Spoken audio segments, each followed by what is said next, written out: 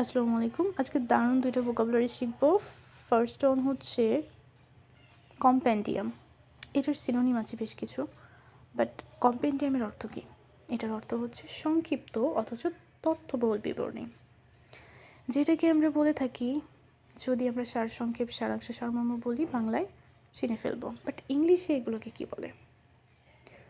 যদি বলি সারসংক্ষেপ, এটার ইংলিশ হবে এপিটোমি। আর সারাংশ বললে সিনপসিস।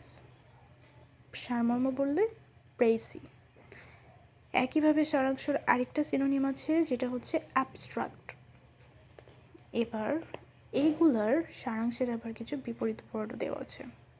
বিপরীত ওয়ার্ড বলতে ব্যাপক বর্ণনা, রাইট? যেটাকে আমরা ডেসক্রিপশন বলতে পারি, ডিপিকশন বলতে পারি, ন্যারেটিভ বলতে পারি। আর আরেকটা ভোকাবুলারি হচ্ছে কম্পিটেন্ট, যার অর্থ হচ্ছে উপযুক্ত, সক্ষম অথবা দক্ষ। দক্ষ আমরা জানি, এগুলো আমাদের যদিও কমন, বাট তারপরে দেখে নিতে পারেন সিনোনিম প্লাস অ্যান্টোনিম।